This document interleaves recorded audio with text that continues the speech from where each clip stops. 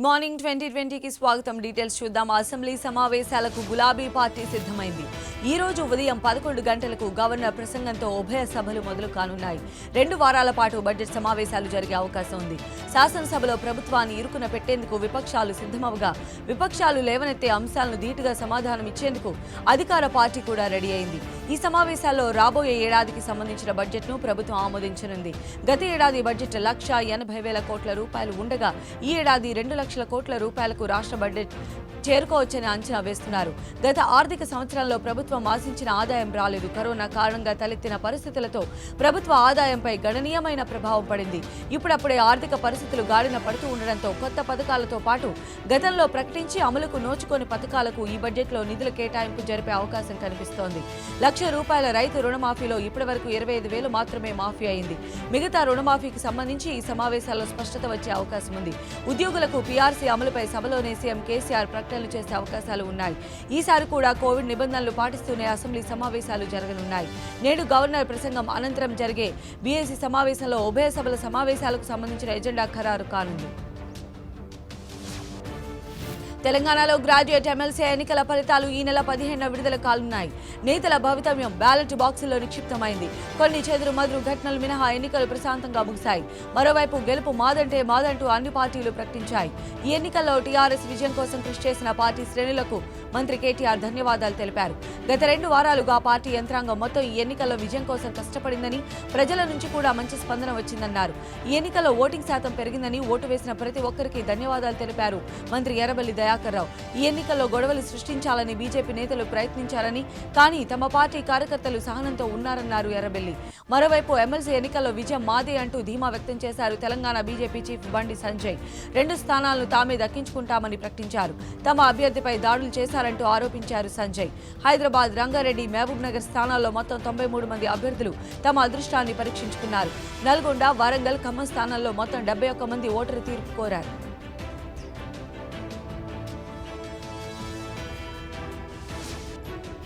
Municipal ఎన్నికల్లో YCP clean sweep చేసింది. రాష్ట్ర వ్యాప్తంగా అన్ని జిల్లాల్లోనూ కార్పొరేషన్లు, మున్సిపాలిటీల్లో ఫ్యాన్ గాలి వీచింది. మొత్తం 11 కార్పొరేషన్లను వైఎస్ఆర్సీపీ కైవసం చేసుకుంది. ఇక 75 మున్సిపాలిటీలుగాను 73 చోట్ల వైసీపీ విజయం సాధించింది.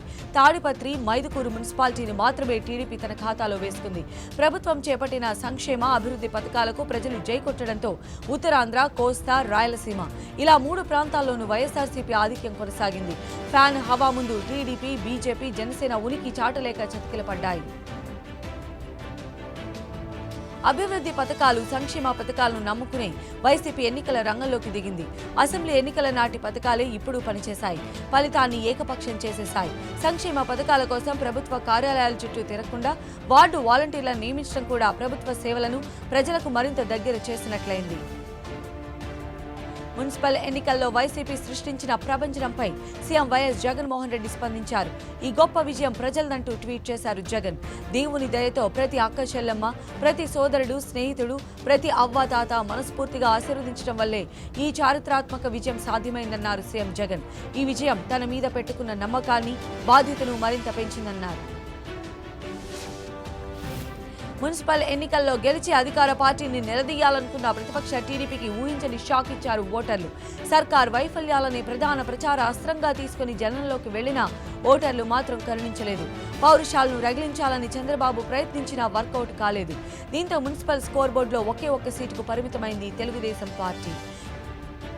ఎన్నికల సందర్భంగా 10 పాయింట్లతో టీడీపీ ప్రత్యేకంగా మేనిఫెస్టో విడుదల చేసింది. కానీ అవేమీ ఓటర్లు పట్టించుకోలేదు.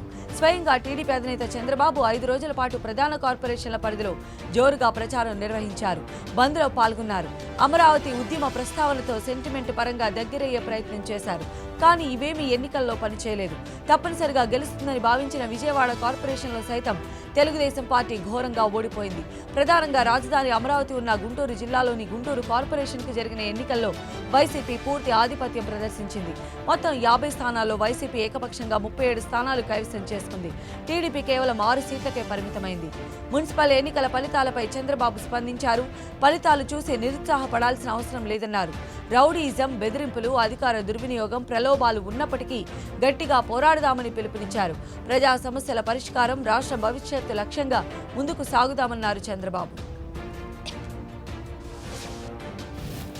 జనసేన బీజేపీ తెలంగాణ బీజేపీ జనసేన మధ్య అంతులేని గ్యాప్ ఏర్పడిందా అంటే అవుననే సమాధానమే వినిపిస్తోంది. ఇప్పటి వరకు నివురుగప్పి నిప్పులా సైలెంట్ గా ఉన్న పవన్ కళ్యాణ్ ఇక బహిరంగంగానే తెలంగాణ కమలం నేతలపైన విమర్శలు చేయడం చూస్తుంటే ఇరువురి మధ్య గ్యాప్ కాస్త పెరిగినట్లుగా మారినట్లుంది. ఏపీలో కేంద్రంలో బీజేపీతో అత్యంత సఖ్యతగా ఉండే జనసేన తెలంగాణ బీజేపీ నేతలంటే మాత్రం మండిపడుతోంది. జీహెచ్ఎంసీ ఎన్నికల్లో కూడా పోటీ చేయకుండా బీజేపీకి మద్దతు తెలిపింది జనసేన.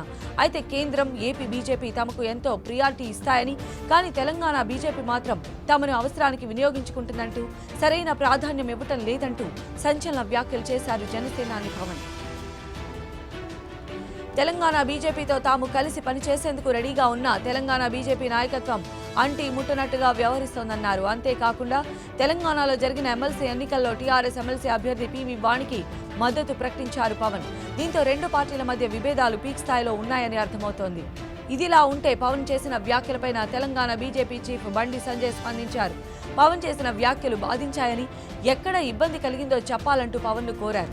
ఎమ్మెల్సీ ఎన్నికల పొత్తు అంశం ఇరు పార్టీల మధ్య చర్చకు రాలేదని సంజయ్ ప్రకటించడం కూడా బీజేపీ జనసేన మధ్య సఖ్యత లేదన్న విషయాన్ని బహిర్గతం చేస్తోంది.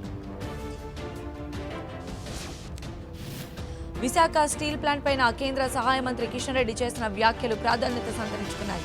నష్టాల్లో కొనసాగుతున్న విశాఖ ఉక్కు పరిశ్రమను నడపడం కేంద్ర ప్రభుత్వానికి భారంగా మారిందన్నారు.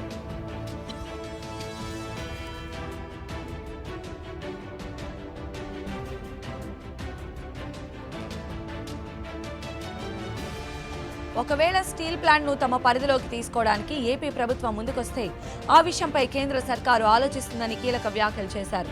పరోక్షంగా ఆయన ఉక్కు కర్మాగారాన్ని రాష్ట్ర ప్రభుత్వ పరిధిలోకి తీసుకురావాలని సూచించారు.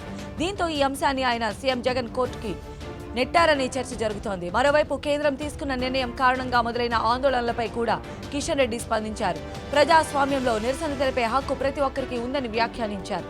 ఇటు విశాఖ స్టీల్ ప్లాంట్ ప్రైవేటీకరణ తప్పదని కేంద్రం చెప్పడంతో ఏపీలో ఆందోళనలు అంతకంతకు తీవ్రమవుతున్నాయి. రాజకీయ పార్టీలు సైతం ఈ ఆందోళనలో ప్రత్యక్షంగా పరోక్షంగా భాగమవుతున్నాయి. ఏపీలోని దాదాపు అన్ని రాజకీయ పార్టీలు విశాఖ స్టీల్ ప్లాంట్ ప్రైవేటీకరణను వ్యతిరేకించాయి. నేడు స్టీల్ ప్లాంట్ ప్రైవేటీకరణపైన కార్మిక సంఘాలు సమావేశం కానున్నాయి. ప్రైవేటీకరణకు వ్యతిరేకంగా భవిష్యత్తు కార్యాచరణ ప్రకటించనున్నాయి. ఈ నేపథ్యంలో కేంద్ర మంత్రి కిషన్ రెడ్డి చేసిన వ్యాఖ్యలు ఆసక్తి రేపుతున్నాయి. కేంద్రం ప్రభుత్వ రంగ బ్యాంకులను ప్రైవేటీకరించాలనే నిర్ణయాన్ని వ్యతిరేకిస్తూ నేడు రేపు బ్యాంకు సిబ్బంది బంద్ పాటించనున్నారు. ప్రభుత్వ రంగ బ్యాంకుల్లోని 9 ఉద్యోగ సంఘాల వేదిక ఈ సమ్మెకు పిలుపునిచ్చింది. దీంతో ఈ రోజు రేపు బ్యాంకింగ్ సేవలు స్తంభించిపోనున్నాయి. ఇప్పటికే శని ఆదివారాలు వరుసగా 2 రోజుల పాటు బ్యాంకులకు సెలవులు కాగా నేడు రేపు బంద్ పాటించడంతో ఖాతాదారులు తీవ్ర ఇబ్బందులు ఎదుర్కొనున్నారు. 4 రోజులు బ్యాంకులు పని చేయకపోవడంతో అటు వర్తక వ్యాపారులతో పాటు ఇటు ప్రజలకు తీవ్ర ఇబ్బందులు ఎదుర్కొనున్నాయి. కేంద్ర ప్రభుత్వం తీసుకునే నిర్ణయాలతో ఆర్థిక వ్యవస్థ తీవ్రంగా దెబ్బతింటుందన్న అభిప్రాయాలు పలు రాజకీయ పార్టీలు వ్యక్తం చేస్తున్నాయి. 10 లక్షల మంది బ్యాంకింగ్ ఉద్యోగులు సమ్మెలో పాల్గొంటూ ఉండడంతో వివిధ బ్యాంకుల శాఖల్లో నగదు డిపాజిట్లు, విత్ డ్రాయల్స్, చెక్ల క్లియరెన్స్, రుణ దరఖాస్తులకు ఆమోదం వంటి సేవలు దాదాపు స్తంభించనున్నాయి. అయితే ఆయా బ్యాంకుల ఏటీఎం సేవలు యథాతథంగా కొనసాగనున్నాయి. వాటి యాజమాన్యాలు పేర్కొన్నాయి. HDFC, ICICI bank, Kotak Mahindra bank, axis bank, IndusInd bank తదితర ప్రైవేటు బ్యాంకుల్లో ఆర్థిక లావాదేవీలు యథాతథంగా సాగనున్నాయి. ప్రభుత్వ రంగ బ్యాంకులు, సంస్థల ప్రైవేటీకరణ ద్వారా 1.75 లక్షల కోట్ల రూపాయల ఆదాయం సంపాదించుకోవాలని కేంద్రం లక్ష్యంగా పెట్టుకోవడంతో ఆ నిర్ణయాన్ని వ్యతిరేకిస్తూ ఉద్యోగులు ఆందోళన బాటపట్టారు. దేశంలోని ప్రభుత్వ రంగ సంస్థలను శరవేగంగా ప్రైవేటీకరించాలనే ఆలోచనలో ఉన్న కేంద్ర ప్రభుత్వం దూకుడు పెంచింది. ఇప్పటికే ఎయిర్ ఇండియా, బిఎస్ఎన్ఎల్, విశాఖ ఉక్కు కర్మాగారంతో పాటు మరెన్నో ప్రభుత్వ రంగ సంస్థలను ప్రైవేటీకరణ చేస్తున్న నరేంద్ర మోదీ సర్కార్ మరో నిర్ణయం తీసుకుంది. ఎయిర్పోర్ట్ అథారిటీ ఆఫ్ ఇండియా వాటాలు కలిగిన ఢిల్లీ, ముంబై, బెంగళూరు, హైదరాబాద్ విమానాశ్రయాలను ప్రైవేటీకరించాలని నిర్ణయించింది. అందులోని వాటాలను విక్రయించడం ద్వారా 2.5 లక్షల కోట్ల రూపాయలను సమీకరించాలని నిర్ణయించినట్లు తెలుస్తోంది. తొలి దశ ప్రైవేటీకరణలో భాగంగా మంగళూరు, తిరువనంతపురం, లక్నో, అహ్మదాబాద్, జైపూర్, గౌహతి విమానాశ్రయాల కాంట్రాక్టులను అదానీ గ్రూప్ ఇప్పటికే దక్కించుకుంది.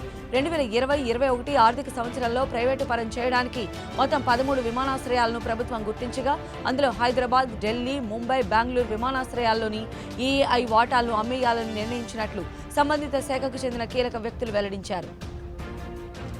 విమానాశ్రయాల అమ్మకం విషయంలో కేంద్రం చాలా తెలివిగా వ్యవహరించబోతోంది. కొనుగోలుదారులను ఆకర్షించేందుకు లాభాల్లో ఉన్న, అంతగా లాభాల్లో లేని విమానాశ్రయాలను కలిపి విక్రయించనున్నారు.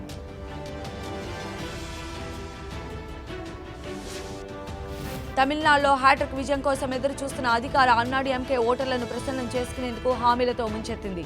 మొత్తం 164 హామీలను మేనిఫెస్టోలో పొందుపరిచింది. ఇందులో ఎప్పట్లాగానే ఉచితాలకు పెద్దపీట వేశారు సీఎం పళనిస్వామి. తాము అధికారంలోకి వస్తే ఇంటికో ప్రభుత్వ ఉద్యోగం ఇస్తామని హామీ ఇచ్చింది అన్నాడీఎంకే. ఉచిత వాషింగ్ మిషన్లు, ఉచిత సోలార్ స్టవ్లు, అందరికీ ఉచిత కేబుల్ టీవీ సౌకర్యం కల్పిస్తామని తన మేనిఫెస్టోలో పేర్కొంది. రేషన్ సరుకులను ఇంటికే అందించే ఏర్పాటు చేస్తామని, ప్రతి కుటుంబానికి ఏటా 6 ఉచిత గ్యాస్ సిలిండర్లు అందిస్తామని పేర్కొంది.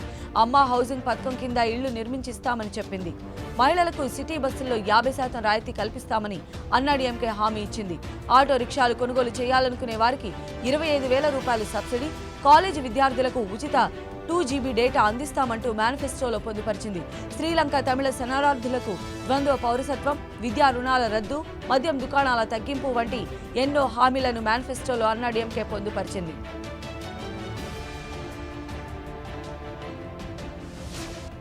అసెంబ్లీ ఎన్నికలు జరగనున్న కేరళలో తమ అభ్యర్థులను ప్రకటించింది భారతీయ జనతా పార్టీ. కేరళలో 140 అసెంబ్లీ సీట్లు ఉండగా 112 స్థానాలకు అభ్యర్థుల పేర్లను వెల్లడించింది. మొత్తం 115 స్థానాల్లో బీజేపీ పోటీ చేస్తూ ఉండగా 3 స్థానాలను భాగస్వామ్య పార్టీలకు కేటాయించింది. మెట్రో మ్యాన్ శ్రీధరన్ పాలక్కడ్ నియోజకవర్గం నుంచి పోటీ చేస్తున్నారు. బీజేపీ రాష్ట్ర అధ్యక్షుడు కె సురేంద్రన్ 2 స్థానాల నుంచి, ముంజేశ్వర్, కొన్నీల నుంచి పోటీ పడుతూ ఉన్నారు. బీజేపీ రాష్ట్ర మాజీ అధ్యక్షుడు కుమ్మనం రాజశేఖరన్ నెమ్మన్ స్థానం నుంచి బరిలోకి దిగారు. కేంద్ర మాజీ మంత్రి కేజే ఆల్ఫోన్స్ కంజిరిపల్లి స్థానం నుంచి, నటుడు సురేష్ గోపి త్రిస్తూర్ నుంచి పోటీ చేయనున్నారు.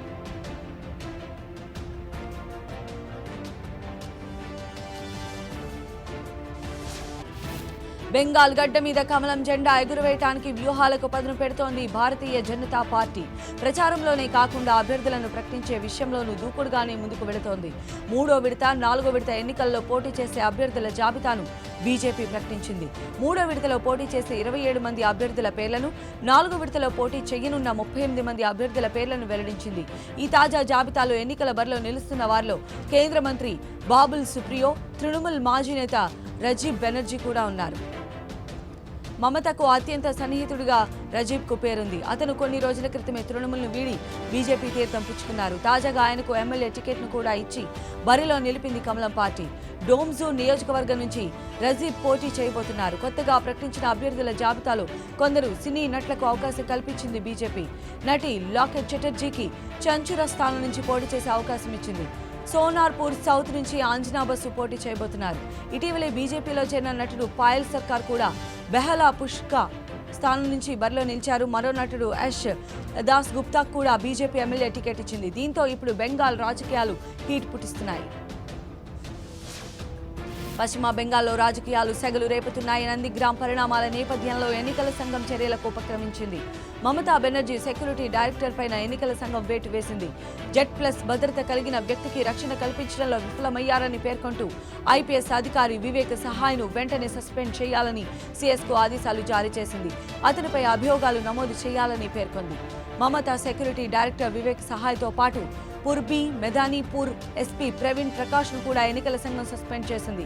మమతా బెనర్జీకి తగిన భద్రతా ఏర్పాట్లు చేయడంలో ఆయన విఫలమయ్యారని మండిపడింది. అంతేకాక మిడ్నాపూర్ ఈస్ట్ డిస్ట్రిక్ట్ మెజిస్ట్రేట్ విభు గోయల్ను బదిలీ చేసింది.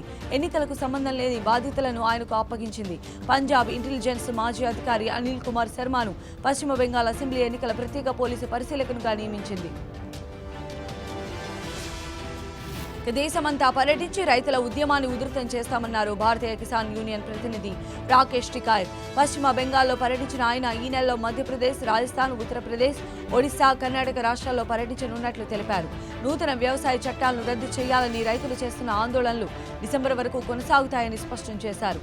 నూతన వ్యవసాయ చట్టాలు చిన్న వ్యాపారాలు, పరిశ్రమల మూసివేతకు దారి తీస్తాయని, కేవలం వాల్మార్ట్ లాంటి పెద్ద పెద్ద మాల్స్కు ఉపయోగకరంగా ఉంటాయని అన్నారు. వివిధ పంటలకు కనీస మద్దతు ధరకు హామీ ఇచ్చే చట్టాలను తాము కోరుకుంటున్నట్లు తెలిపారు. కేంద్ర ప్రభుత్వం ఒక రాజకీయ పార్టీకి చెందింది అయితే రైతులతో మాట్లాడి సమస్యను పరిష్కరించేదని, కానీ ఇది బడా వ్యాపారస్తులు నడిపిస్తున్న ప్రభుత్వమని ఫైర్ అయ్యారు. దేశం మొత్తాన్ని విక్రయించేందుకు బీజేపీ ప్రభుత్వం ప్రయత్నిస్తోందని రాకేష్ టికాయత్ వ్యాఖ్యానించారు.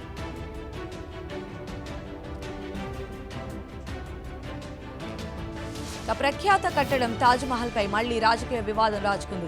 తాజ్ మహల్ పేరు త్వరలో మారబోతుందని ఉత్తరప్రదేశ్కు చెందిన బీజేపీ ఎమ్మెల్యే సురేంద్ర సింగ్ సంచలన వ్యాఖ్యలు చేశారు. గతంలో తాజ్ మహల్ స్థానంలో శివాలయం ఉండేదని, యోగి ఆదిత్యనాథ్ నేతృత్వంలోని యూపీ ప్రభుత్వం త్వరలోనే తాజ్ మహల్ పేరును రామ్ మహల్గా మార్చనుందని ఆయన స్పష్టం చేశారు. అంతేకాదు యూపీ సీఎం యోగిని శివాజీ వారసుడని ప్రశంసలు కురిపించారు. ఉత్తరప్రదేశ్ గడ్డపై శివాజీ వారసుడు అడుగు పెట్టారని, సమర్థ గురు రామ్దాస్ ఎలాగైతే శివాజీని ఇండియాకు ఇచ్చారో అలాగే గోరఖ్నాథ్ జీ కూడా యోగిని ఉత్తరప్రదేశ్కు ఇచ్చారని కొనియాడారు. తాజ్ మహల్ పైన గత కొంతకాలంగా వివాదం నడుస్తోంది. తాజ్ మహల్ అసలు పేరు తేజో మహాలయ అని కొందరు బీజేపీ నేతలు వాదిస్తున్నారు. చరిత్ర కూడా ఇదే చెప్తోందని వెల్లడించారు. కానీ మొఘల్ చక్రవర్తులు శివాలయాన్ని కూల్చివేసి అక్కడ సమాధిని కట్టారని గతంలో పలు సందర్భాల్లో పేర్కొన్నారు. దానికే తాజ్ మహల్ అని పేరు పెట్టారని చెప్పారు. అందుకే తాజ్ మహల్ పేరును మార్చాలని పలు వర్గాల నుంచి డిమాండ్లు వినిపిస్తున్నాయి. ఈ క్రమంలోనే తాజాగా బీజేపీ ఎమ్మెల్యే సురేంద్ర సింగ్ చేసిన వ్యాఖ్యలు హాట్ టాపిక్ గా మారాయి. తమిళనాడుకు చెందిన 27 ఏళ్ల ఫెన్సర్ సీఏ భవానీదేవి సరికొత్త చరిత్ర సృష్టించింది.